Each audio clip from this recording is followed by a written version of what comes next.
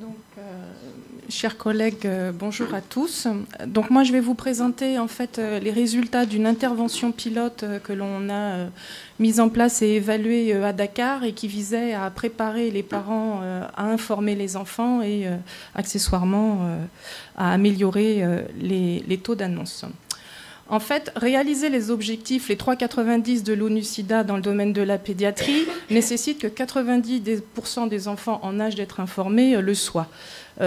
Réaliser ce premier 90 est un défi majeur de santé publique puisqu'à l'heure actuelle, la majorité des enfants de plus de 10 ans ne sont pas informés de leur statut. J'aurais aimé pouvoir vous communiquer des statistiques nationales ou internationales sur les pourcentages d'enfants informés, mais ces statistiques, à ce jour, n'existent pas. Donc, quand on connaît la prolifération d'indicateurs qui ont été produits dans le domaine de la lutte contre le sida, je pense que c'est assez révélateur du manque d'engagement politique et de leadership des instances nationales et internationales sur cette question d'annonce du diagnostic des enfants. On parle beaucoup de droit de la personne dans le domaine du VIH, mais le droit de l'enfant à être informé, c'est un non-droit, c'est un non-sujet. Voilà, je pense que c'est très révélateur. Je vais quand même vous donner quelques données sur les pourcentages d'enfants informés dans certaines cohortes. Donc, par exemple, dans la cohorte Maxen qui est associée à l'étude Yogel que je vous présente, en 2013, avant qu'on commence l'intervention, 23% des enfants âgés de 10 à 16 ans étaient informés de leur statut.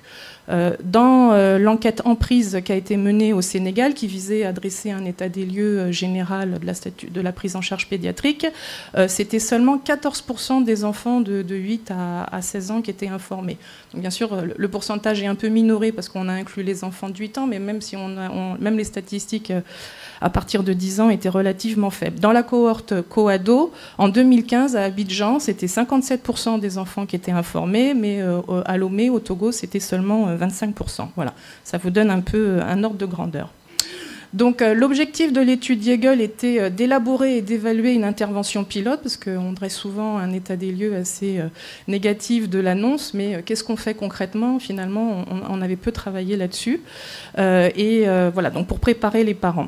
L'étude a été réalisée entre 2013 et 2015 à Dakar, en partenariat avec le CNHU pour enfants Albert Royer, l'association de synergie pour l'enfance et l'hôpital de district de Roi-Baudouin à Guédiawaye.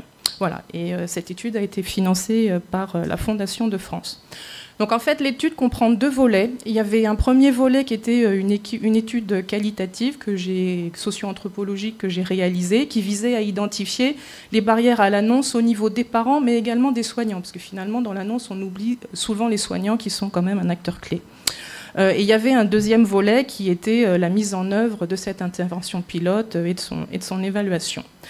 Donc, quelques points de méthodologie. Sur le premier volet qualitatif, donc en fait, on a mené des entretiens semi-directifs avec plus de 49 parents, avec 35 enfants, adolescents et jeunes infectés par le VIH qui étaient déjà informés de leur statut, ainsi qu'avec 15 soignants.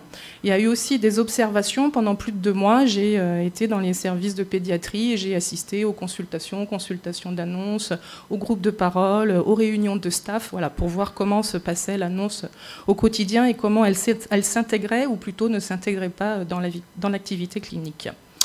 Alors, les résultats du volet qualitatif ont notamment mis en évidence un certain nombre de blocages, les blocages qu'avaient les parents vis-à-vis de l'annonce. Parce qu'un des problèmes de l'annonce, c'est que les parents souvent refusent ou sont réticents à informer les enfants.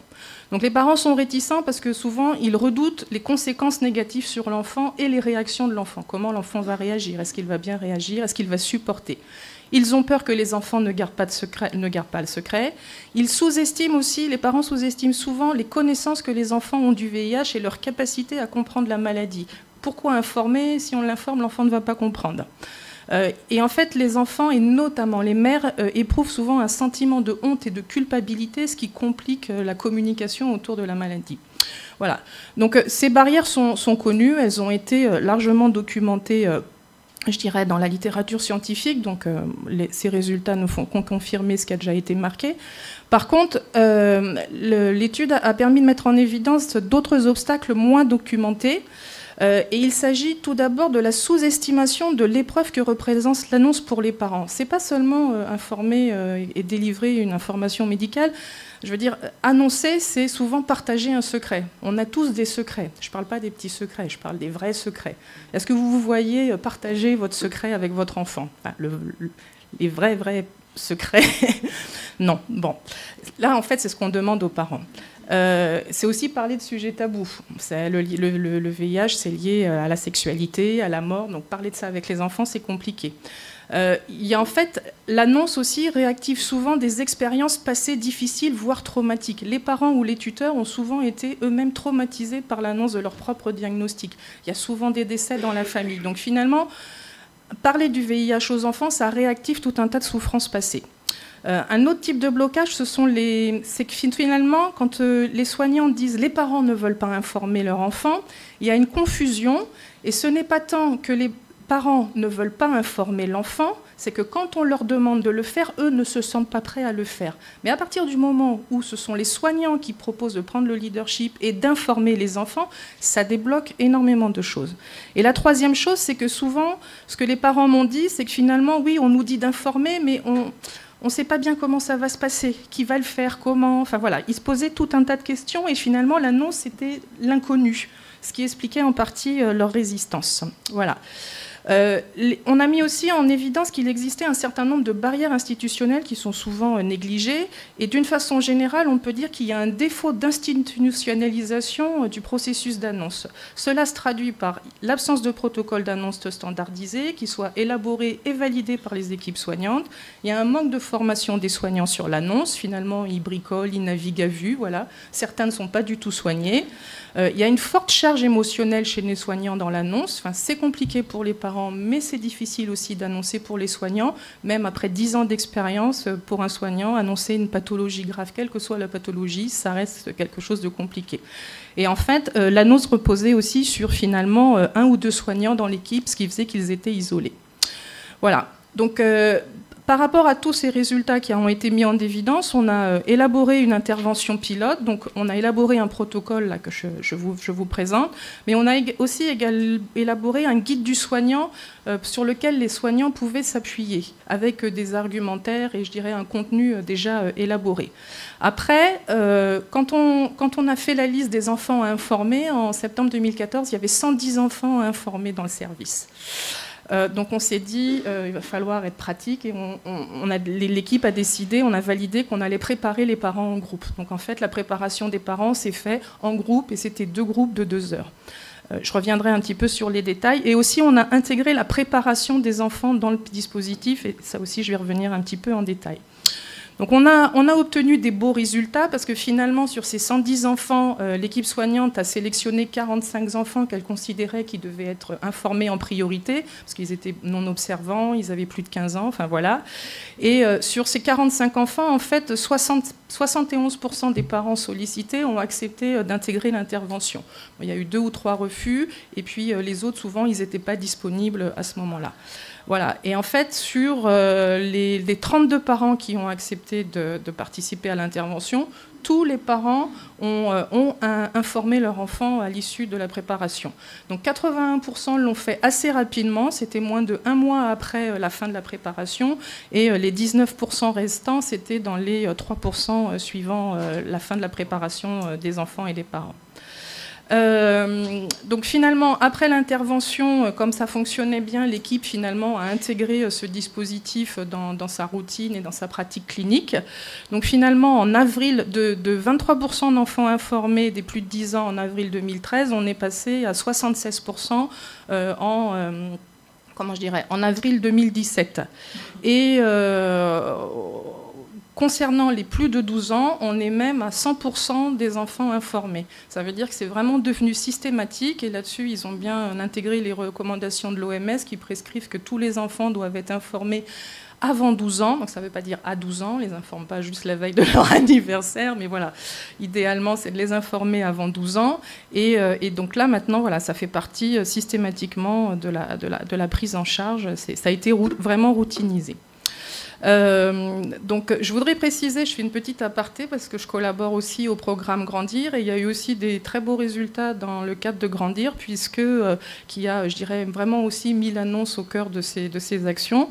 Et donc, 75% des plus de 10 ans, dans les associations partenaires, il y a plus de 17 associations, sont informées. Je crois que ça représente plus de 2000 enfants et je vous signale aussi que Grandir a édité récemment un guide sur l'annonce qui est téléchargeable sur le site. Bon voilà, je finis la petite aparté et puis pour revenir un petit peu sur le contenu, parce que je pense que vous voudriez peut-être en savoir un petit peu plus sur comment on s'y est pris. Donc finalement, je vais éclairer 2-3 points sur le contenu du guide du soignant. Ça a été un outil important et qui a vraiment, je dirais, motivé et facilité le travail au niveau des soignants. Il était composé de 9 séquences et où finalement on a répondu à toutes les questions et à tous les problèmes que j'ai évoqués en première partie. Donc c'est pourquoi il faut informer les enfants, qu'est-ce que les enfants comprennent du VIH, comment va se dérouler l'annonce, qui va annoncer, de dire clairement que c'est, s'ils sont d'accord, que ce sont les soignants qui allaient annoncer. Voilà. Et parler aussi des conséquences potentiellement négatives sur l'enfant. Je pense qu'il ne faut pas avoir peur de dire, bah oui, l'enfant, il peut pleurer après l'annonce. Enfin, parce que finalement, la réticence des parents, elle vient de l'inconnu. À partir du moment où on leur donne un certain nombre de repères, les parents sont plus en confiance et avancent beaucoup plus. Voilà.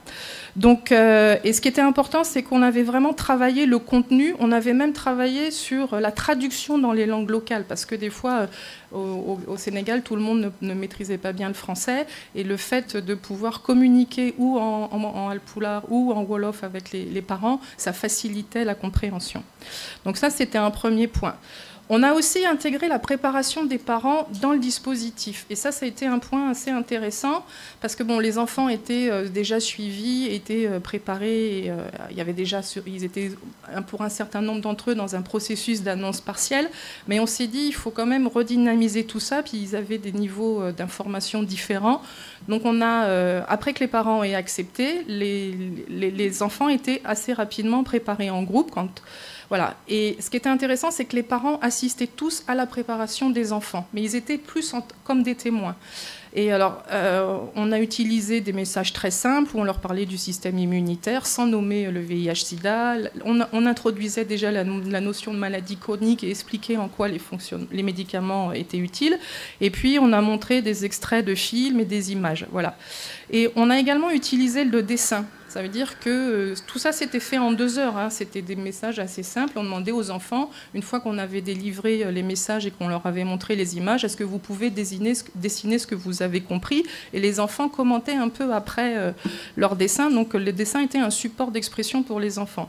Et ce qui était très intéressant, c'est que les parents qui étaient là, présents dans la salle, eux qui s'interrogeaient sur est-ce que mon enfant sait et comprend, là ils avaient la preuve et ils entendaient leur enfant dire des choses, ils voyaient les dessins et donc ça, je dirais, ça a vraiment contribué à confirmer qu'ils étaient prêts et qu'ils pouvaient. Ça a contribué à convaincre les parents. Voilà. Donc, pour conclure, je dirais que s'il y a 6 leçons à retenir un petit peu de tout ça, et c'est la synergie de ces différents éléments qui fait que l'intervention pilote a si bien marché, c'est que tout d'abord, il faut formaliser et standardiser les procédures d'annonce. Ça, c'est vraiment très important. Il faut aussi former et encadrer les soignants. Je veux dire, si on laisse les soignants tout seuls, ça ne va pas fonctionner. Il faut produire des guides pratiques et des outils adaptés à la pratique clinique et au contexte sanitaire, dans un contexte où il y a un défaut de ressources humaines, et aussi s'adapter au contexte socio-culturel. Il faut des outils relativement simples, pragmatiques, voilà, parce que souvent, il y a des choses qui existent, mais c'est trop lourd, c'est élaboré, tout le monde n'y a pas accès, donc il y a encore un gros problème au niveau des outils. L'annonce doit être réalisée par les soignants en partenariat avec les parents. Il ne suffit pas non plus que les parents ne soient pas présents. Mais si les soignants prennent le leadership sur l'annonce, c'est vraiment un levier puissant et important pour atteindre ces résultats. Il faut aussi que, je dirais, l'ensemble de l'équipe soit impliqué dans l'annonce. Ce n'est pas seulement l'affaire d'une ou 2 personnes. Souvent, on délègue ça aux psychologues ou quoi. Non. C'est une question d'équipe. Et je dirais qu'il faut surtout un leadership du responsable. Et là-dessus, je voudrais vraiment je voudrais vraiment rendre hommage au professeur Abissi Signaté et au docteur Amit Diakbaye, qui ont vraiment pris le leadership et qui ont vraiment impulsé une dynamique au niveau de l'équipe pour que l'annonce soit faite. Voilà. Et enfin, je pense que tout ça, ça rejoint un petit peu ce que je disais en introduction sur l'absence de statistiques. Il y a vraiment une nécessité d'un engagement et un leadership au niveau national et international, parce que tant qu'il n'y aura pas des moyens pour mettre en œuvre et opérationnaliser et développer les choses au niveau interventionnel, on n'avancera pas, quoi. Je veux dire, si on continue, chaque équipe continue de bricoler dans son coin, voilà. Mais il y a un vrai défaut de leadership et des institutions comme l'UNICEF, l'ONU-SIDA et l'OMS qui sont totalement absents sur cette question jusqu'à ce jour. Voilà. Je vous signale juste que vous avez dû voir quelques dessins. On s'est dit que c'était important d'essayer de développer un outil pour, je dirais, vulgariser et présenter les résultats. Donc on est en train de finaliser un site internet qui permettra de présenter les résultats sous forme de BD pour toucher, je dirais, une plus large population. Et puis d'essayer de finaliser le guide. Et puis je remercie tous les partenaires avec lesquels nous avons travaillé sur ce projet. Voilà.